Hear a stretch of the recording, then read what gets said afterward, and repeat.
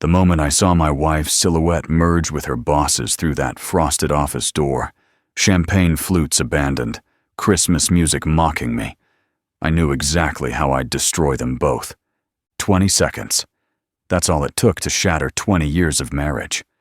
But those 20 seconds would cost them everything they'd built on lies. Picture this: Charleston's most exclusive corporate Christmas party, crystal chandeliers, jazz quartet, the smell of money and betrayal thick in the air. I'm Michael Harrison, 48, standing there in my only good suit, the one Lauren used to say made me look almost executive material. Almost. Never quite enough for her, was I? Thank you for listening. If this story resonated with you, leave a comment below and subscribe to this channel for more infidelity stories and cheating wife stories on YouTube. Through the crack in Thomas Whitmore's office door, I watched my wife of 20 years press against the man who owned half of Charleston's skyline, her hands in his silver hair, his hands where my wedding ring said they shouldn't be. The champagne flute in my grip could have shattered. Should have shattered. But I set it down gentle as a prayer. Because I already knew what they didn't. Revenge is a dish best served with compound interest. Let me back up. Paint you the picture of what 20 years of marriage looked like before that night. Before everything burned down, and I built an empire from the ashes. Lauren and I met in college. I was studying architecture until I realized I loved working with my hands more than drawing blueprints. She was business major, ambitious, brilliant, beautiful, the kind of woman who made you want to be better than you were. "You could be so much more than just a carpenter," she used to say in our early years. Said it like encouragement. Took me a decade to hear the disappointment underneath. I built things. She climbed ladders. For 15 years, it worked. I renovated our first house while she worked her way up at Coastal Development. Supported her through late nights, weekend conferences, executive training programs. When she missed Emma's school plays for board meetings, I was there with the video camera. When she needed to schmooze clients, I pressed my one good suit and played the supportive husband. Behind every successful woman is a man secure enough to applaud her rise, I'd joke at dinner parties. What I didn't know? She'd stopped applauding mine years ago. The signs were there. How did I miss them? Or did I just choose not to see? The new perfume, a gift from the office. The late nights, the Mitchell project is crucial. The distance in bed, I'm just stressed, Michael. The way she started saying his name, Thomas thinks, and Thomas says, and Thomas needs me to. Thomas Whitmore, Chief Executive Officer of Coastal Development. The man who turned Charleston's historic districts into glass towers and called it progress. But that night, that Christmas party, that was when choosing not to see became impossible. "Mike, there you are!" Dennis from accounting slapped my back, bourbon heavy on his breath. "Lauren said you two were closing this place down." Did she? My voice sounded normal. How did my voice sound normal? "Yeah, man. Said you guys were making a real night of it. Anniversary or something?" Our anniversary was in June. Something like that. I lasted another 10 minutes. 10 minutes of small talk while my marriage ended 20 feet away. 10 minutes of pretending I hadn't seen my wife's wedding ring catch the light as she unbuttoned another man's shirt. You know what the coldest part was? When I walked past that office door, I heard her laugh. That private laugh. The one I thought was mine. I drove home in silence. No radio, no rage. Just the sound of my breathing and the plan already forming. Do you know what it's like to sit in your own living room and feel like a stranger? To look at family photos and wonder which smile was the last real one? 3 hours. That's how long I sat in the dark, waiting. She came home humming, actually humming, like she'd just had the best night of her life. "Michael, why are you sitting in the dark?" I could have confronted her then, could have shown my cards. But poker isn't won by the man with the best hand. It's won by the man who knows when to fold and when to go all in. Headache. Party ended early. Watch her lie. Watch her do it so easily. Thomas needed help with the Mitchell files. You know how important. I know. 2 words. But something in how I said them made her stop mid-lie. Here's what Lauren didn't understand about men like me. We build things. We know that destruction is just the first phase of construction. You have to tear down the rotten structure before you can build something that lasts. And brother, was I about to do some demolition? The next morning, I made 3 calls before she even woke up. First, Marcus Chen, commercial real estate broker, owed me for the kitchen I built his mother for cost when she was dying of cancer. Michael, anything you need, He said.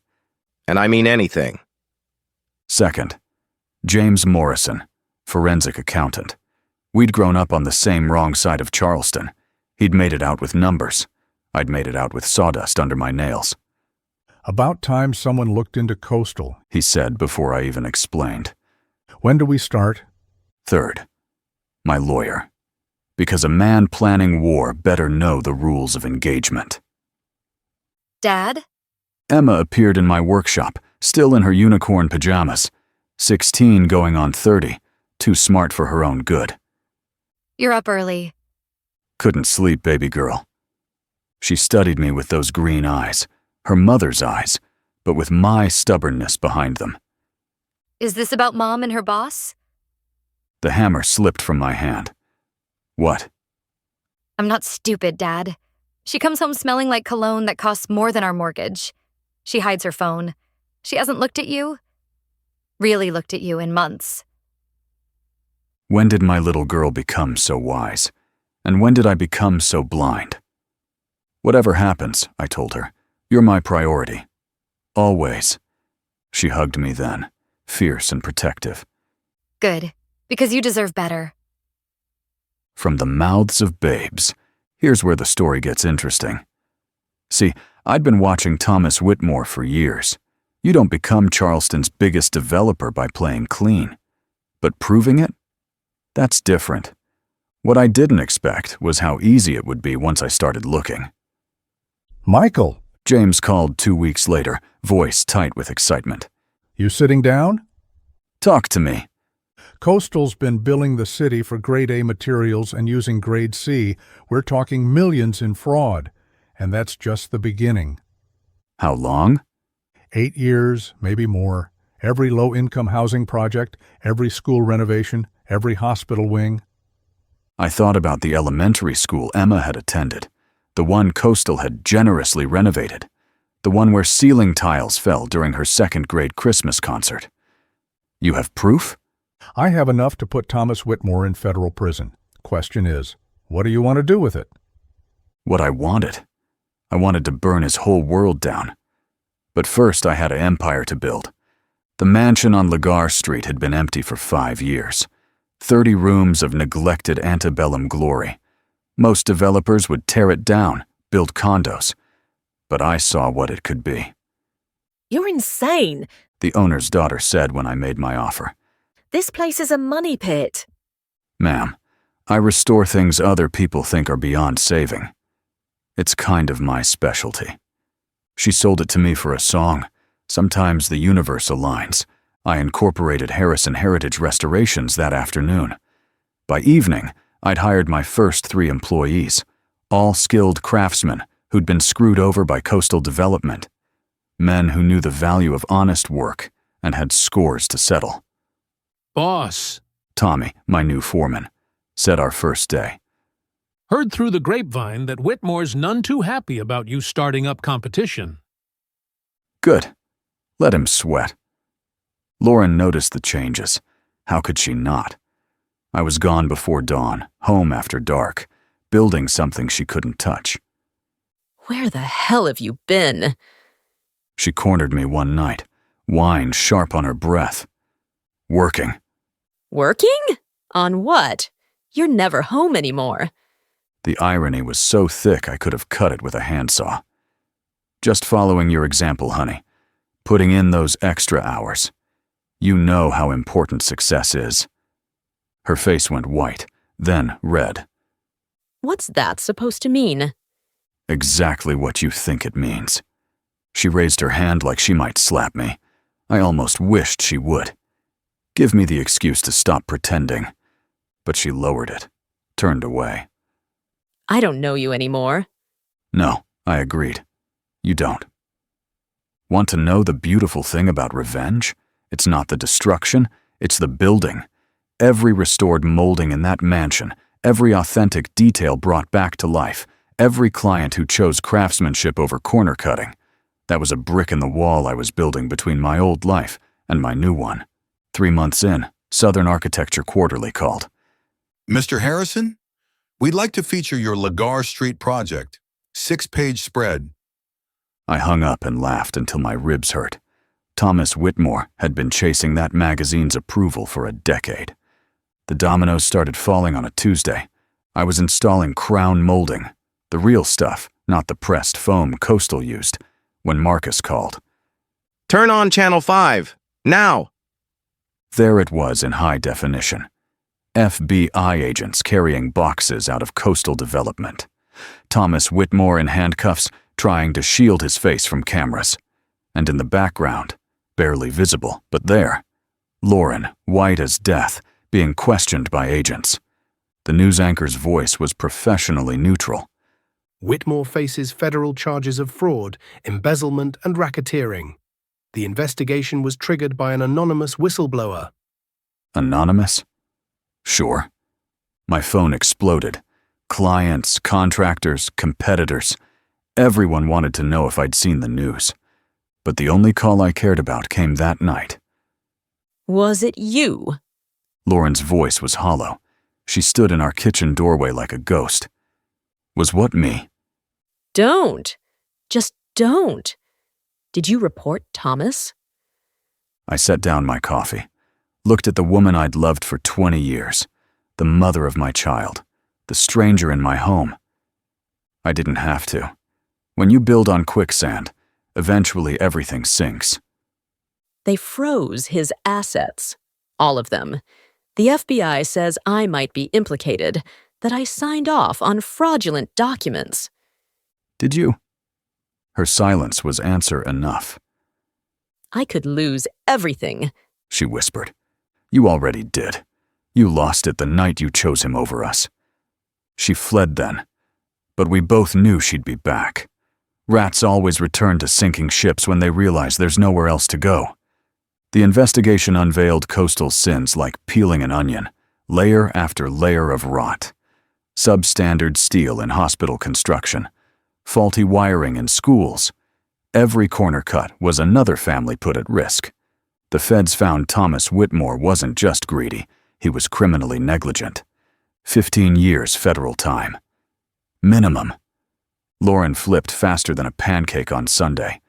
Suddenly she remembered every shady deal, every falsified document, every time Thomas had pressured her into compromising her ethics.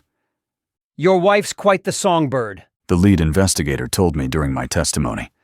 Says she was coerced. She's not my wife, I corrected. And Lauren's always been good at saying what people want to hear. She got probation, community service, a footnote in Thomas Whitmore's downfall. I got everything else. Primary custody of Emma. The judge wasn't impressed by Lauren's character. The house, she couldn't afford it anyway. The business, which by then had 20 employees and a 2-year wait list. But the real prize came at auction. Lot 47, The auctioneer announced. the former Whitmore estate. 20-acre compound with main house, guest quarters, and stable facilities. I raised my paddle. Lot 52, the Coastal Development Headquarters Building. I raised it again. By day's end, I owned every property Thomas Whitmore had put his name on. I paid cash. You planned this. Lauren accused during our final divorce hearing. All of it. From the beginning. No, I said honestly. I planned to grow old with you. To watch Emma graduate, get married, have kids. to build you a wraparound porch where we'd drink sweet tea and complain about our aching joints. That was the plan. Then what's this? She gestured at the financial statements, showing Harrison Heritage's multi-million-dollar valuation. This is what I built from the ashes of what you burned down. A year later, I stood in what used to be Thomas Whitmore's office. We'd converted the coastal building into Harrison Heritage headquarters. Where his gaudy desk once dominated the room, I'd installed a conference table I'd built myself from reclaimed Charleston heart pine. Mr. Harrison? My assistant knocked. Your 2 o'clock is here. Also, there's a Lauren Mitchell asking to see you. Says it's about Emma. Mitchell. Back to her maiden name. I found her in our lobby, looking smaller somehow. Designer clothes replaced with department store professional. The confident swagger gone. Hello, Michael. Lauren. The building looks different. Better, more honest. That was the idea. You said this was about Emma. She clutched her purse like a life preserver.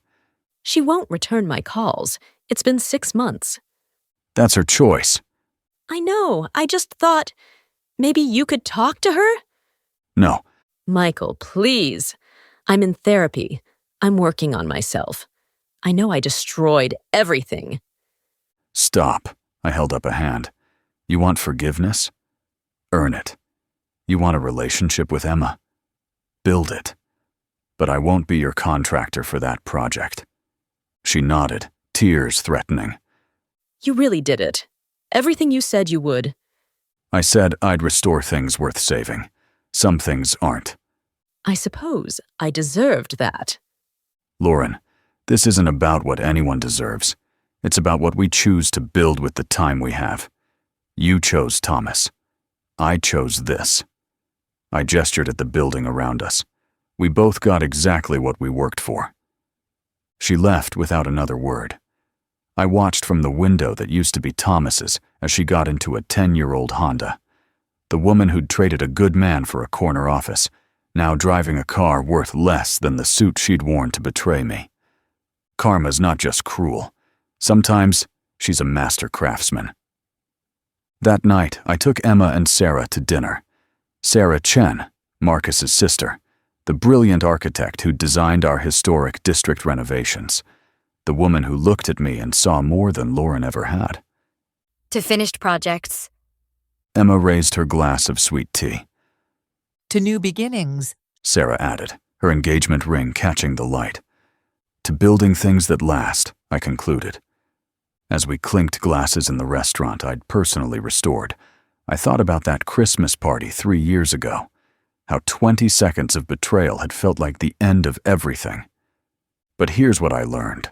Sometimes, the best revenge isn't destroying those who wronged you. It's building something so magnificent from the rubble they left behind that their betrayal becomes the best thing that ever happened to you. Thomas Whitmore will spend the next decade in federal prison. Lauren Mitchell lives in a 1-bedroom apartment in Atlanta. And me?